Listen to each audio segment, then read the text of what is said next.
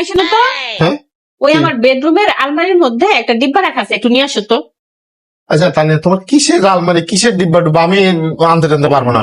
প্রত্যেকটা বার তুমি কোনো না কোনো উছিলা আমাকে তোমার আলমারি ধরতে বলো, আর তুমি কোনো কিছু খুঁজে পাও না, পরে দোষ পড়ে দিয়েছে আমার, আমি নাকি নিয়েছি পারবো না। আরে আমি তো তোমাকে আনতে বললাম, যাও নিয়ে আসো।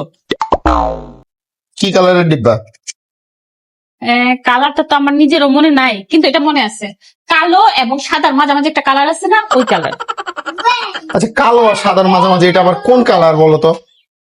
আরে আলমারি খুললেই তুমি হাতের কাছেই পাবা, যাও নিয়ে আসো। ঠিক আছে। আচ্ছা শোনো, কি? আলমারি খোলার পর হাতের ডান দিকের যে ডয়ারটা আছে না, সেটার ভিতরে। আচ্ছা ঠিক আছে। আরে ওই ডান দিকের ডয়ারের চাবিটা কিন্তু আমার বাম দিকের যে ডয়ারটা আছে না, সেটার ভিতরে। আল্লাহ, আচ্ছা ঠিক আছে। শোনো, আবার কি হইলো? ডয়ার খোলার পর লাল কালারের একটা বক্স পাবা, ঠিক আছে? সেই বক্সের মধ্যে আছে।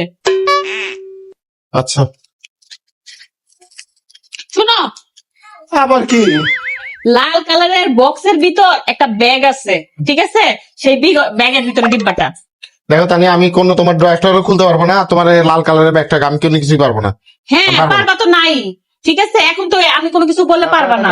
যেদিনটা চলে যাবো না এই বাসা থেকে, সেদিনটা বুঝবা। আর কোনো কিছুই রান্না বান্না সব কাজ যদি আমি বন্ধ করে দেই না, তখন বুঝবা তুমি। আমার কোনো কথা তো তুমি শুনবা না।